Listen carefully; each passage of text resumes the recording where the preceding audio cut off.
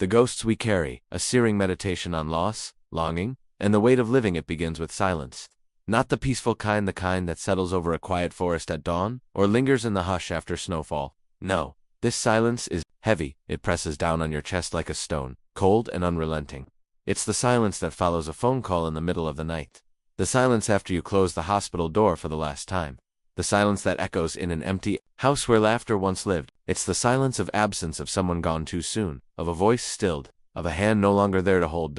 And then, the ache begins. It doesn't come all at once. It creeps in like fog, seeping through the cracks of your morning routine. Your coffee, your shower, your smile in the mirror that doesn't reach your eyes. You think you're okay. You tell people you're fine. You go to work, you pay bills, you laugh at jokes. But somewhere beneath the surface, something is broken. Something will never be fixed. Because grief isn't a phase. It's not something you get over. It's not a chapter you close and walk away from.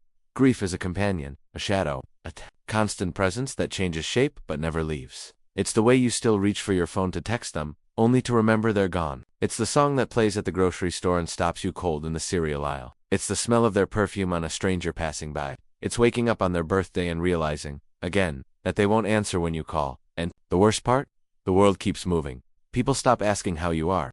They expect you to move on. They say things like, they're in a better place, or time heals all wounds, as if platitudes can stitch a heart back together. But time doesn't heal. It just teaches you how to carry the weight. It teaches you to live with the whole. We don't talk enough about how devastating loss really is. We don't talk about the guilt, the things left unsaid, the arguments that never got resolved, the I love you that wasn't said enough. We don't talk about the anger, the rage at the universe for being so cruel, at doctors for not doing more, at God for allowing it to happen, at yourself for surviving when they didn't. We don't talk about how lonely it is to grieve in a world that demands productivity, that measures worth by output, that treats sadness as a weakness to be overcome.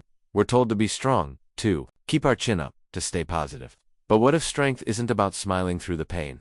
What if real strength is admitting you're shattered? What if healing starts not with pretending, but with collapsing? This is not a story with a happy ending. This is not a tale of triumph over tragedy. This is raw. This is real. This is for the ones who wake up every morning and have to remember that the person they loved is gone. This is for the parents who bury their children.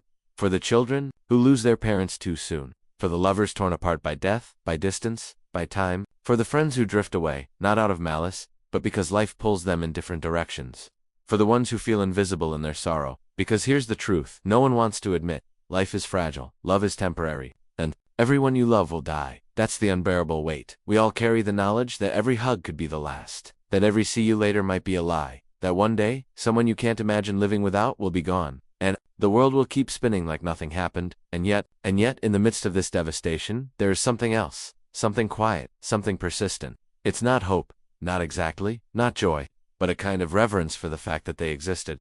For the love that was real, even if it didn't last. For the memories that can't be taken away, no matter how much time passes. Because to love is to risk loss. And to grieve is to prove that the love was real. Hank Williams knew this. He sang about it in every aching note of I'm so lonesome I could cry. In the raw vulnerability of your cheating heart. In the weary resignation of cold heart. He didn't sugarcoat life. He didn't pretend it was easy. He sang about heartbreak like it was a language. And he was fluent. And Willie Nelson, he carries that torch. Not just in music, but in life. In his weathered face, his long braids, his guitar named Trigger, worn down by time and use. He sings not to escape pain, but to live through it, to honor it, to turn it into art. Willie has lost people too. He's buried friends, lovers, family. He's faced his own mortality, stared it in the face during health scares, during financial ruin, during the slow march of aging. And still, he plays. Still, he writes. Still, he shows up because that's what we do. We carry the ghosts. We wear the scars. We keep going not because we're okay, but because the alternative is unthinkable. And maybe, just maybe, that's the bravest thing of all. Continued below, expounding on grief, legacy, music, and the human condition. Closing parenthesis. The anatomy of sorrow. How loss shapes us. Grief is not a linear process. It doesn't follow stages. It doesn't respect timelines. One day you're finally fine, and the next, you're sobbing in the parking lot because you saw their favorite brand of coffee on a shelf, or you hear a song, or someone says their name, or you dream about them, and when you wake up, for one fleeting second, you forget they're gone. Then the truth crashes down like a wave. This is the cruel mathematics of memory. The more beautiful the moments, the deeper the pain when they're gone. We are taught to fear death, but perhaps we should fear the opposite, the idea that someone could live and love and leave no mark, no echo, no one to mourn them. To grieve is to testify. They mattered. They were here. They changed me, and so we carry them. Not in monuments or obituaries, but in the way we speak, the way we love, the way we pause when a certain song comes on. Hank Williams died alone in the back of a car, a victim of his own demons, and a body worn down by pain and excess. But his music didn't die with him. It grew, it spread, it became part of the American soul, because he sang truth. He sang loneliness. He sang the ache of being human. And Willie Nelson. He's still out there, on the road, gray and bent, but unbroken, playing songs that span generations. He sings about lost love, lost friends, lost youth. He sings about God and marijuana, about Texas and heartbreak, about freedom and regret. And every note feels like a conversation with the past, with the dead, with himself. Because that's what music does. It gives voice to the voiceless. It holds space for the unspeakable. It lets us say, without words, I miss them. I'm hurting. I don't know how to go on, but I am. The music of the broken-hearted country music, at its best, is not about trucks and beer and dirt roads. It's about truth. It's about the stories people don't want to tell at dinner tables, the divorces, the addictions, the funerals, the nights spent staring at the ceiling, wondering if life is worth the pain. Hank Williams was one of the first to bare his soul like that. He didn't perform happiness. He performed the cost of living. Songs like, I Can't Help It If I'm Still in Love With You aren't just love songs, they're confessions. They're admissions of weakness, of inability to move on, of loving someone who's gone or never loved you back. And Willie Nelson. He took that torch and ran with it. His 1975 album Red-Headed Stranger is a masterpiece of minimalism and concept album about a preacher who kills his unfaithful wife and her lover, then flees into the wilderness. It's dark, it's poetic, it's deeply human. There are no grand productions, no flashy solos, just voice, guitar, and silence. And in that simplicity, the emotion is overwhelming.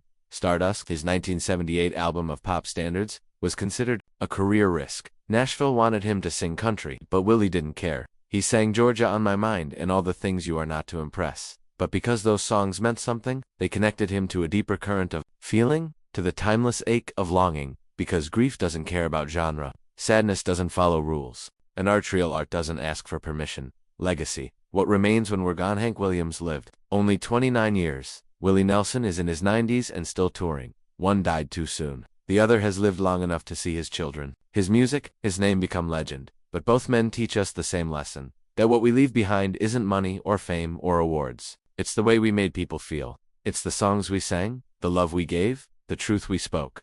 Hank's son, Hank Williams Jr., and granddaughter, Holly Williams, continue his legacy not just by singing his songs, but by living with the weight of his absence. Willie's children, including country stars Lucas and Micah Nelson, carry his spirit forward, not by imitation, but by authenticity, because legacy isn't about perfection, it's about presence. It's about showing up, flawed and human, and loving anyway.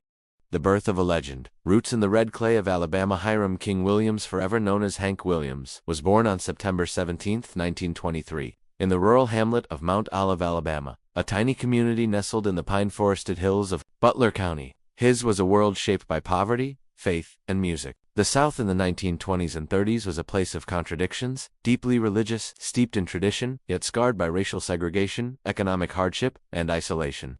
It was here, in the humid air of the Deep South, that the seeds of American country music took root, and Hank Williams would become its most tragic and enduring voice. His parents, Alonzo Hubel Lon Williams and Jessie Lilybell Skipper, were young and struggling. Lon was a World War I veteran who worked as a railroad engineer. But a severe head injury sustained during the war left him with chronic pain and frequent hospitalizations. He spent years in veterans' hospitals, absent from the family for long stretches. This absence would shape Hank's early life, fatherless, searching for male role models, and burdened with a sense of instability. Jessie, a strong-willed and deeply religious woman, raised Hank and his younger brother, Herbert, in a one-room house with no electricity or running water. Music was their solace. The family attended the Mount Olive Baptist Church, where hymns and spirituals filled the air. But outside the church, another sound drifted through the pines. The blues. It was here that Hank met Rufus T. Tot Payne, a black street musician who played guitar on the sidewalks of Georgiana, the nearest town. Payne, a skilled bluesman with a weathered face and a soulful voice, became Hank's first real music teacher. For a few coins or a meal, the young boy would follow him around, soaking up his finger-picking techniques, his vocal phrasing, and his deep understanding of human sorrow. Payne taught Hank not just how to play guitar, but how to feel music. He showed him that songs could carry pain, longing, and truth. The blues, with its raw emotion and simple structure, would become the foundation of Hank's sound diffusion of country, gospel, and rhythm that would later define the genre. though racial segregation made their friendship unusual, if not dangerous. In the Jim Crow South, Hank never forgot Payne. Years later, he would say, "All the music I ever learned, I learned from an old colored man." Payne died in obscurity in 1939, but his influence lived on in every yodel, every bent note, every heart-wrenching ballad Hank would ever sing. 2. The rise. From radio stardom to Nashville dreams by his early teens, Hank was already performing. He formed a band called the Drifting Cowboys and began playing at local dances, school events, and radio stations. In 1937, at just 14 years old, he secured a spot on WSFA in Montgomery, Alabama, performing live on air several times a week. His voice, high, lonesome, and full of ache, quickly earned him a local following.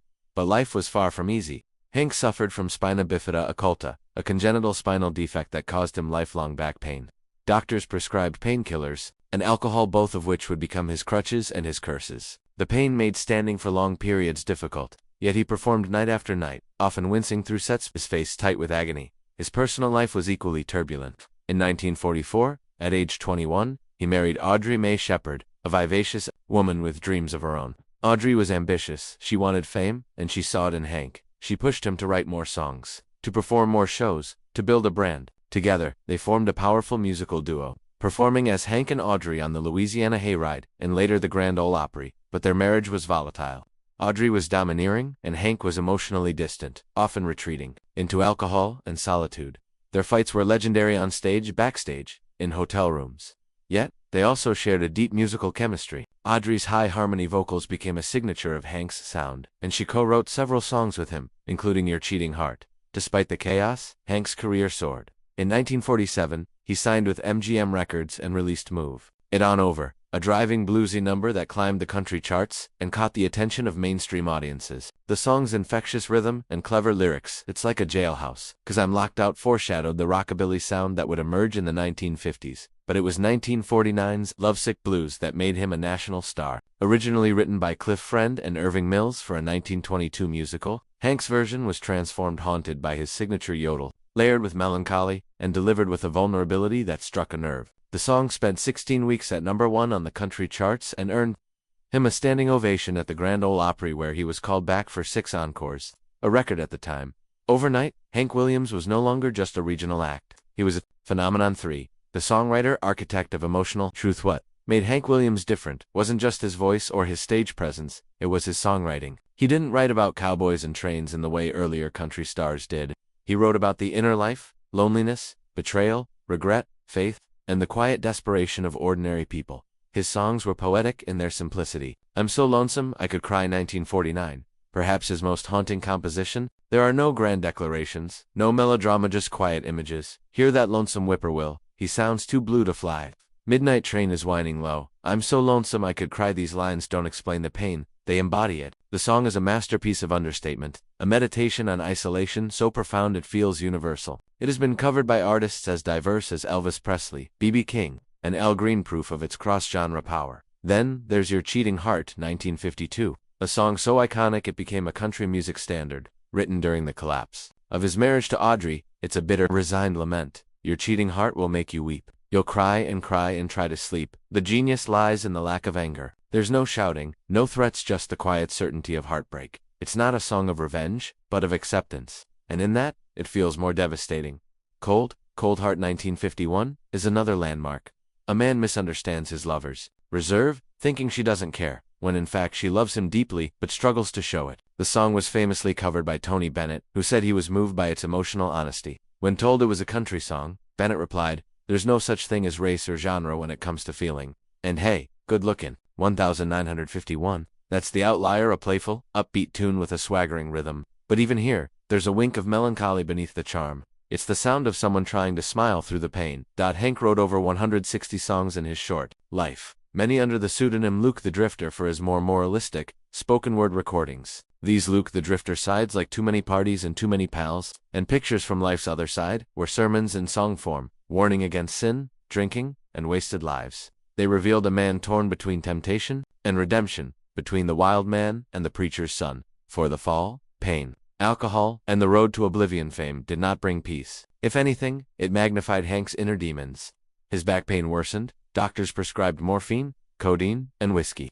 He began missing shows, showing up late, or performing in a drunken haze. The drifting cowboys disbanded in frustration. Radio stations blacklisted him. The Grand Ole Opry suspended him in 1952 for repeated no-shows and unprofessional behavior. His marriage to Audrey collapsed. She filed for divorce in 1952, though they briefly reconciled. But by then, Hank was emotionally adrift. He began a relationship with Bobby Jett, a young woman from Nashville, and fathered a daughter, Jett Williams. Just days after his death, he was also falling in love with a new muse, a young woman named Billie Jean Jones, whom he would marry. In October 1952, in a highly publicized ceremony in New Orleans, 2 shows held to accommodate fans, broadcast live on radio, but by then, his health was failing. He was gaunt, pale, and barely able to stand. On December 31, 1952, he set out on a drive to Canton, Ohio, to perform on New Year's Day. His driver, Charles Cart, was a college student hired to get him there safely. They never made it. Somewhere between Knoxville and Oak Hill, West Virginia, Hank Williams died in the back seat of his Cadillac. The official cause was acute right ventricular dilation due to heart failure, likely exacerbated by alcohol, drugs, and years of physical and emotional abuse. He was 29 years old. When news broke on January 2, 1953, the country mourned. Thousands lined the streets of Montgomery for his funeral. The drifting cowboys played "I Saw the Light" as his casket was carried in. Over 20,000 people passed by his open casket, more than any public figure in Alabama history at the time. 8th, The Anatomy of a Song, how Hank Williams built a legacy one chord at a time. To understand Hank Williams' genius, one must dissect not just what he sang, but how he sang it. His music was deceptively simple: 3 chords, a steady rhythm, and lyrics that sounded like spoken truth. But beneath that simplicity lay a masterful understanding of melody, phrasing, and emotional timing.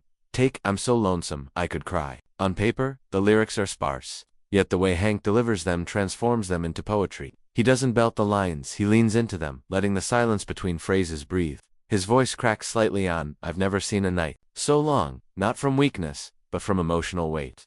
The steel guitar weeps in the background, echoing his sorrow. There's no chorus, no refrain, just an unbroken stream of feeling, like a man whispering his pain into the void. This was his gift. He didn't perform emotion, he embodied it.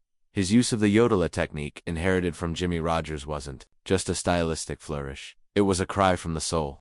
In Lovesick Blues, the yodel isn't joyful, it's desperate. It sounds like a man trying to call out for help but finding only air. The yodel becomes a symbol of isolation, a voice reaching out and hearing no answer, and his phrasing, unpredictable. He didn't always stay on the beat. He would lag behind or rush ahead, as if the music were responding to his heartbeat rather than a metronome.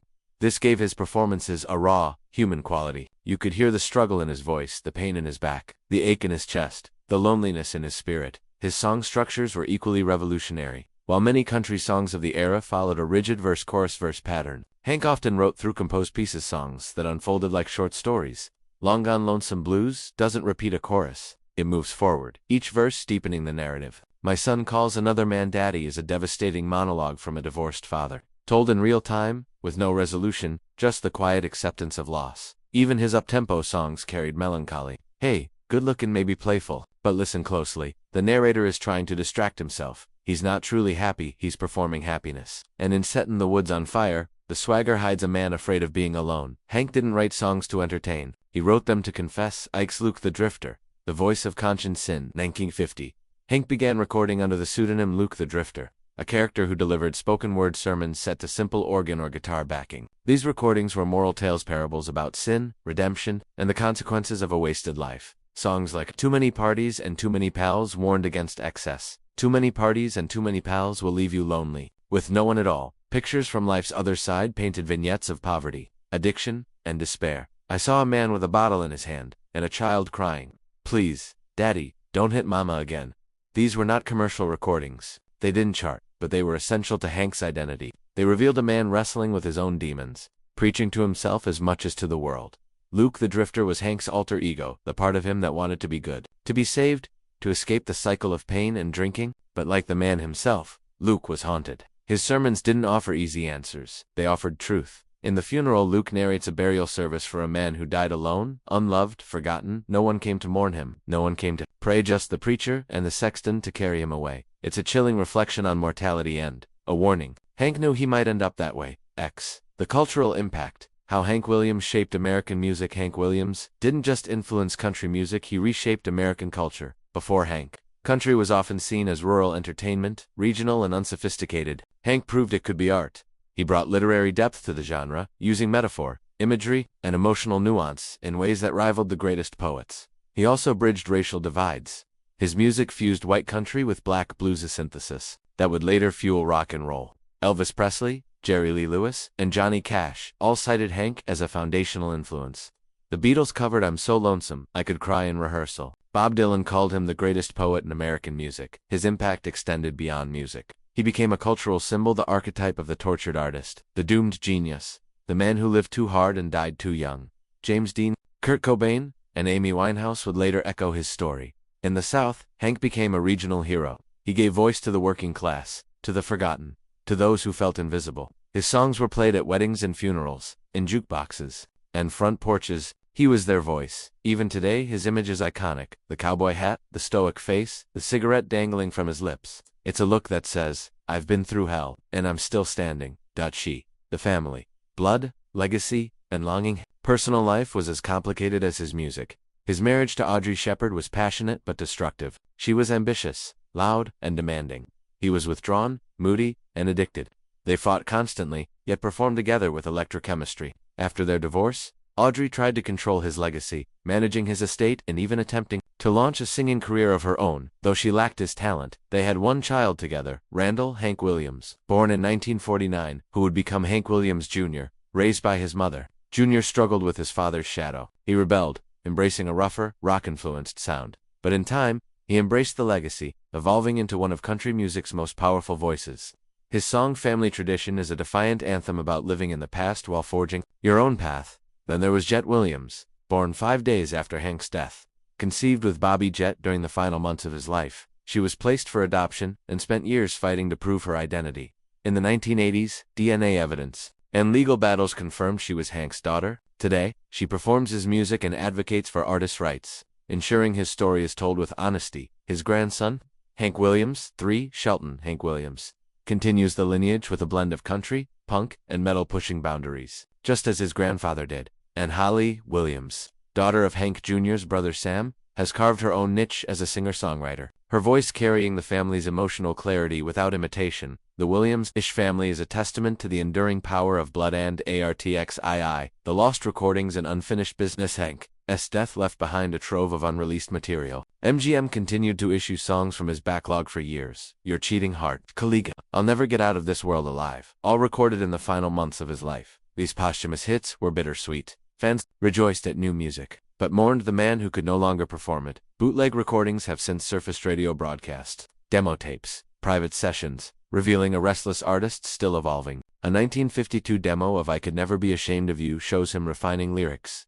searching for the perfect line. A live recording from the Louisiana hayride captures him joking with the audience, then breaking into a heartbreaking I'm So Lonesome, I Could Cry. Scholars and fans continue to analyze every note, every syllable, as if trying to solve the mystery of his genius. The influence on outlaw country and beyond in the 1970s. Willie Nelson, Waylon Jennings, and Merle Haggard launched the outlaw country movement, a rebellion against the polished Nashville sound. They cited Hank Williams as their spiritual father. Willie once said, Hank didn't sing for the people, he sang as the people. These artists embraced Hank's rawness, his independence, his willingness to say what others wouldn't. They rejected studio perfection in favor of authenticity, just as Hank had. Even modern artists like Chris Stapleton, Sturgill Simpson, and Casey Musgraves carry his torch, writing songs that prioritize truth over trends. 14. The Final Reflection. Why Hank Williams lives on. Because sorrow is eternal, because love is fragile, because every generation needs someone to say, I feel this too. Hank Williams didn't just sing songs, he gave voice to the silent ache of being human. And as long as people love, lose, and long for a connection, his voice will never die. 15. The Voice That Shattered Silence. Hank Williams, and the birth of emotional authenticity in music. Before Hank Williams, popular music, especially country, was often performative. Songs were crafted for entertainment, for dance halls, for radio play. They told stories, yes, but they rarely bled. They didn't confess. They didn't tremble. Hank changed that. He didn't just sing about heartbreak, he sounded broken. His voice, thin and high, carried a fragility that made every word feel like a secret whispered in the dark. There was no bravado, no posturing, just raw, unfiltered feeling. This was revolutionary. In the early 1950s, American masculinity was defined by stoicism. Men didn't cry. They didn't admit weakness. They didn't talk about loneliness. And yet, here was Hank Williams, standing on stage or in a recording booth, singing, I've never seen a night so long, when time goes crawling by. He wasn't singing to men. He was singing as a man afraid, hurting, lost. And in doing so, he gave permission for others to feel. His vulnerability became his strength. When he sang, "I'm so lonesome, I could cry," he wasn't performing sadness, he was experiencing it, and listeners felt it in their bones. The song didn't just top charts, entered the bloodstream of American culture. It became a language for sorrow. This emotional honesty was not accidental. It was born from a life of pain, physical, emotional, spiritual. Hank's spina bifida caused him constant agony. Doctors prescribed alcohol and painkillers, creating a cycle of dependency that would define his final years. But the deeper pain was existential: the absence of his father, the collapse of his marriage, the loneliness of fame, the fear of irrelevance. He sang not to escape these feelings, but to name them, and in naming them, he made them bearable. XVI. The studio as confessional, recording the soul. Hank Williams recorded most of his music at Castle Studio in Nashville, a modest space on 8th Avenue, with wooden floors, minimal equipment, and an atmosphere of quiet intensity. There were no overdubs, no auto-tune, no second chances. What you heard on the record was what happened in the room live, raw, real. His sessions were fast, sometimes just a few takes. He didn't labor over perfection, he trusted instinct, and that immediacy is what gives his recordings their power. Take Your Cheating Heart, recorded in June 1952, just months before his death. The track is stripped down: acoustic guitar, steel guitar, fiddle, and Hank's voice hoarse, resigned, devastating. There's a slight hesitation before the second verse, as if he's gathering the courage to go on. The steel guitar cries like a mourner at a graveside. It's not a performance, it's a reckoning. Similarly, Take These Chains From My Heart, one of his final recordings, feels like a farewell. The lyrics speak of a love that's ended, of freedom found in loss. Now that you've gone, I can face the dawn with these chains from my heart removed. It's hard not to hear this as autobiographically as if Hank knew his time was short and was preparing to let go. The musicians who played with him, Don Helms on steel guitar, Jerry Rivers on fiddle, Bob McNett on guitar, spoke of a man who didn't rehearse much, but who felt everything. He'd close his eyes, sway slightly, and when the music started, he'd disappear into the song. There was no separation between the man and the music. XVI. The myth of the tragic genius, how society romanticizes pain. Hank Williams has become a symbol of the tragic genius, the artist destroyed by his own brilliance, the poet who lived too hard and died too young. This narrative is powerful, but it's also dangerous. It risks reducing Hank to a stereotype: the alcoholic cowboy, the doomed romantic, the self-destructive artist. It turns his pain into spectacle, but the truth is more complicated. Yes, he drank. Yes, he struggled. Yes, his life ended in tragedy. But he was also a disciplined songwriter, a sharp businessman. He copyrighted his songs fiercely, and a devoted father. However flawed, the myth of the tortured artist often excuses bad behavior and glorifies suffering. It suggests that greatness requires destruction, that to create something beautiful, you must destroy yourself. Hank would have rejected that. In his Luke the Drifter recordings, he warned against excess. In interviews, he spoke of wanting stability, of hoping to settle down. He didn't want to be a legend. He wanted to be healthy. He wanted to live. The romanticization of his downfall does a disservice to his humanity. He wasn't a cautionary tale. He was a man brilliant, broken, and deeply human. XVI. The influence on rock and roll, the blueprint for rebellion. Hank Williams died in 1953, the same year Elvis Presley recorded his first single. Coincidence, perhaps?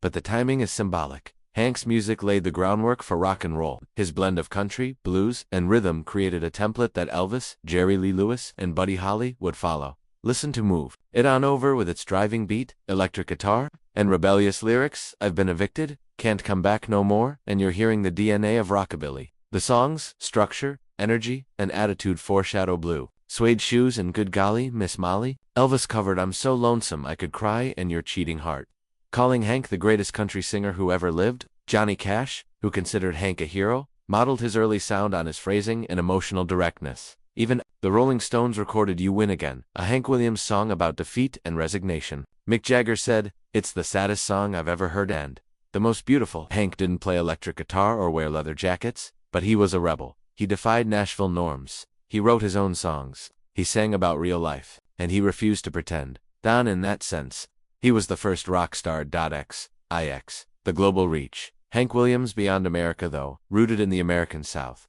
Hank's music has traveled far. In the UK, the Beatles admired him. John Lennon said, "Before Elvis, there was nothing." But Paul McCartney corrected him. "Before Elvis, there was Hank Williams." In France, his songs are studied in music schools. I'm So Lonesome I Could Cry has been translated into French and performed by Shangsong artists. In Japan, he has a devoted fan base. Japanese musicians cover his songs with reverence, and annual tribute concerts are held in Tokyo and Osaka. In Norway, a folk band recorded a full album of Hank Williams songs in Norwegian.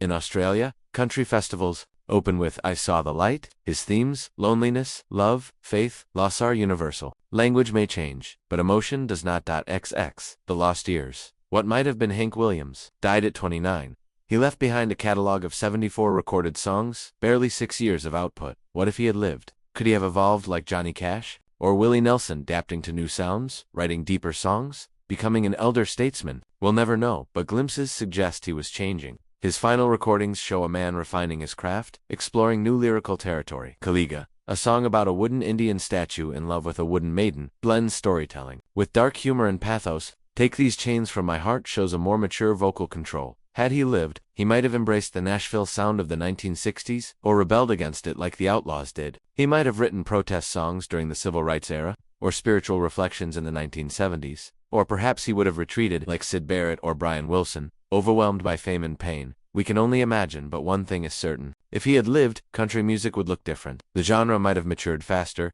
embraced introspection earlier, valued songwriting over spectacle. Hank was ahead of his time, and his death left a hole that has never been filled. XXI. The Pilgrimage. Fans, memorials, and the cult of memory today. Fans make pilgrimages to Hank Williams' grave in Montgomery, Alabama, at Oakwood Cemetery. The site is simple: a white marble tombstone with a bronze relief of his face, surrounded by flowers, guitars, and handwritten notes. People leave bottles of whiskey, cigarettes, and letters. Some play his music on portable speakers. Others just sit in silence. The Hank Williams Museum, located near the Alabama State Capitol, houses his Cadillac, stage outfits, handwritten lyrics, and personal effects. It's a shrine to a man who still speaks to the lonely, the lost, the lovelorn.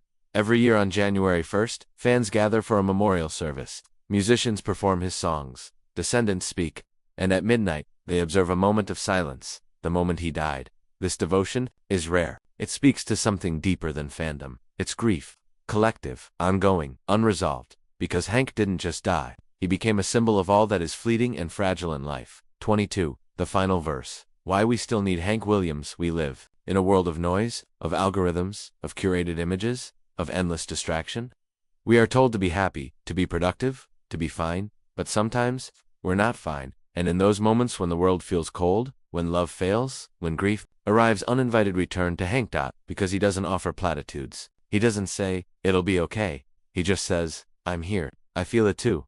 That's his gift. Not fame, not fortune, not even immortality, but recognition. He looked into the darkness and sang. And in doing so, he lit a candle for everyone else walking in the shadows. Hank Williams didn't invent country music, but he gave it a soul. And as long as there is sorrow, as long as there is love, as long as there is a voice willing to tell the truth, Hank Williams will never die.